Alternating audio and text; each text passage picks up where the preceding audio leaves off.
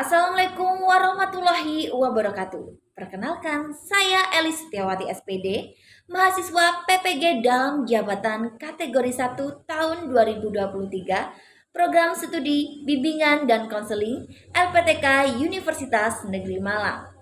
Saat ini saya bertugas membimbing di SMP Negeri 3 Kebunagung 1 Atap. Kali ini saya akan mempersembahkan cerita baik atau best practice saya. Selamat menyaksikan.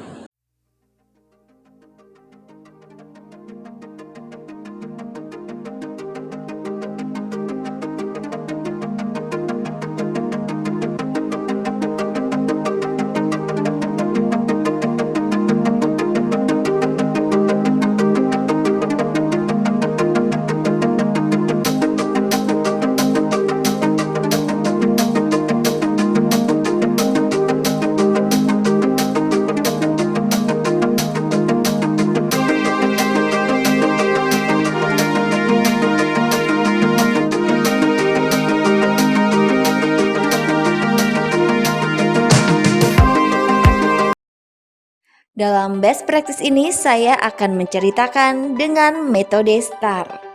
Situasi, tantangan, aksi, refleksi hasil dan dampak terkait pengalaman pemberian layanan bimbingan klasikal menggunakan metode Project Based Learning dengan topik bahaya rokok bagi kesehatan. Adapun situasi yang melatar belakangi pelayanan ini yaitu sebagai berikut. Siswa SMP adalah siswa yang berada pada masa pubertas, di mana masa ini merupakan masa pencarian jati diri bagi remaja yang memasuki masa pubertas. Banyak hal yang ingin diketahui, dirasakan, dan dicoba oleh anak yang memasuki masa remaja. Hal ini dikarenakan rasa penasaran yang tinggi yang terjadi pada mereka. Salah satunya penasaran akan rasa dan kenikmatan dari rokok. Seringkali mereka menjumpai orang-orang dewasa, bahkan remaja seusia mereka melakukan perilaku merokok. Pengaruh-pengaruh dari lingkungan sekitar serta minimnya pengetahuan mereka tentang bahaya merokok dapat mempengaruhi remaja SMP ini untuk melakukan perilaku merokok.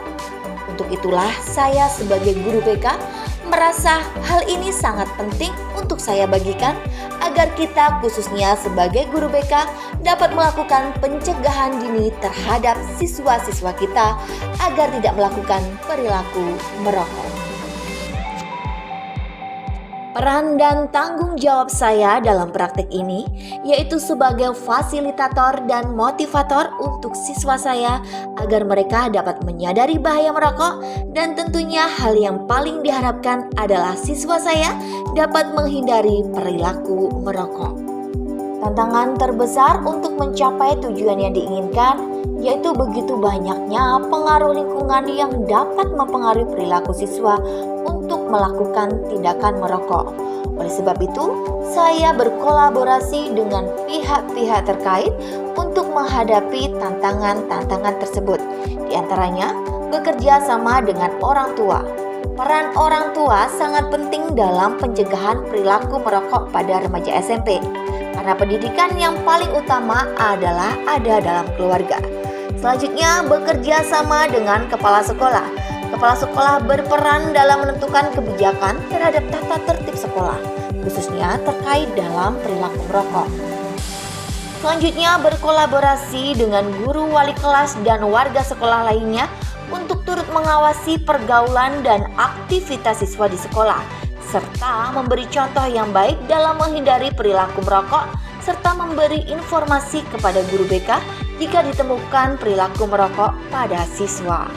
Aksi yang dilakukan untuk mencapai tujuan yang diinginkan yaitu dengan pemberian layanan bimbingan klasikal kepada siswa tentang bahaya rokok serta cara menghindari perilaku merokok melalui metode Project Based Learning.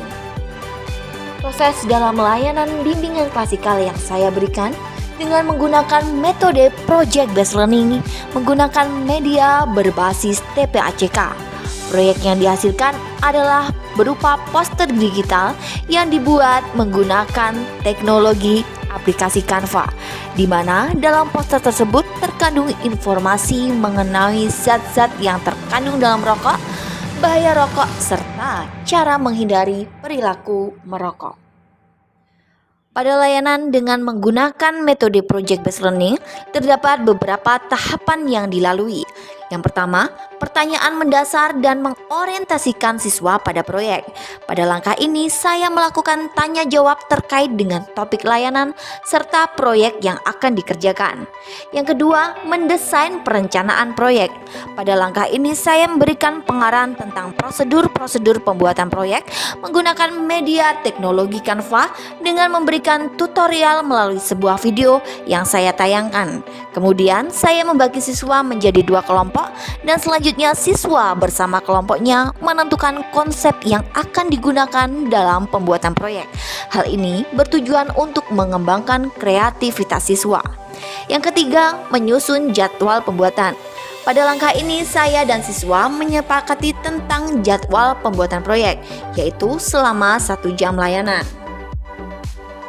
Langkah keempat yaitu memonitoring keaktifan dan perkembangan proyek. Pada langkah ini saya memantau keaktifan peserta didik selama melaksanakan proyek, memantau realisasi perkembangan, dan membimbing jika mengalami kesulitan. Langkah kelima, mengembangkan dan menyajikan hasil karya. Pada langkah ini, siswa secara berkelompok menyajikan hasil karya melalui kegiatan presentasi di depan kelas.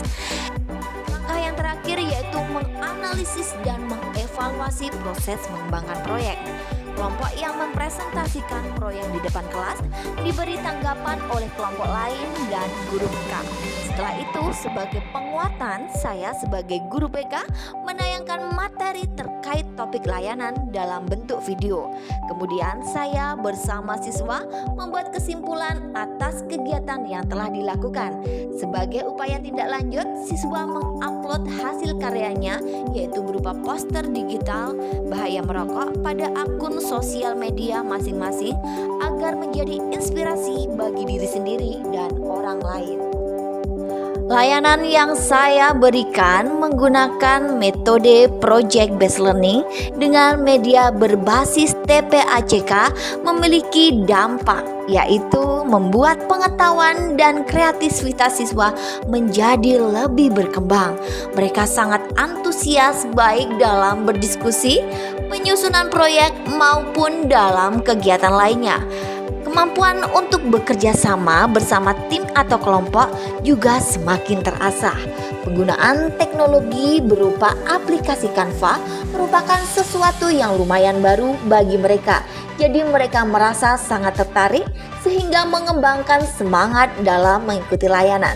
Melalui pembuatan poster digital, lalu mempublikasikan poster digital tersebut, siswa menjadi terinspirasi untuk melakukan pencegahan terhadap perilaku merokok. Adapun refleksi hasil dari kegiatan layanan yaitu sebagai berikut. Berdasarkan dari hasil LKPD serta instrumen evaluasi yang diberikan kepada siswa, diperoleh rata-rata keberhasilan mencapai 92%. Maka dapat disimpulkan bahwa layanan klasikal dengan menggunakan metode Project Based Learning ini terbukti efektif. Respon siswa sangat antusias dalam mengikuti kegiatan layanan ini terlihat jelas dalam kegiatan diskusi pembuatan proyek serta dalam kegiatan presentasi. Semua siswa aktif dalam mengikuti kegiatan layanan tersebut. Berdasarkan hasil evaluasi proses terkait respon siswa pun menunjukkan siswa antusias dalam mengikuti layanan bimbingan klasikal. Rata-rata analisis evaluasi proses yang diperoleh yaitu 93%. Respon dari teman sejawat yaitu teman mahasiswa yang mengobservasi kegiatan tersebut memberi tanggapan terkait metode yang digunakan dalam layanan dapat menggugah semangat siswa serta mengembangkan pengetahuan dan kreativitas siswa. Pembelajaran dari keseluruhan proses yang telah saya lakukan, yaitu pelayanan dengan metode project based learning, dapat meningkatkan minat siswa dalam mengikuti kegiatan layanan, di mana seringkali mereka mendapatkan layanan dengan metode klasik atau yang bisa kita sebut dengan ceramah yang cenderung membosankan. Dengan metode pembelajaran yang terpusat pada siswa dengan menggunakan media-media yang menarik dapat meningkatkan kualitas layanan dari guru BK itu sendiri, dan layanan pun lebih tepat sasaran.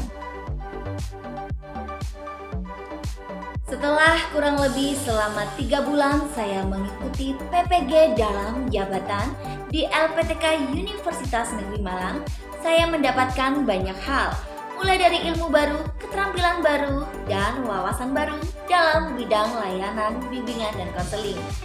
Dan terlebih saya mendapatkan teman-teman baru dari Sabang sampai Merauke, khususnya kelas 001 Prodi Bimbingan dan Konseling yang selalu memberi semangat dan saling menguatkan. Saya ucapkan terima kasih yang sebesar-besarnya kepada LPTK Universitas Negeri Malang yang telah memberikan kesempatan kepada saya untuk mengupgrade ilmu. Semoga setelah mengikuti pendidikan profesi guru ini, saya dapat menjadi guru yang lebih berkompeten dan lebih profesional lagi. Terima kasih. Assalamualaikum warahmatullahi wabarakatuh.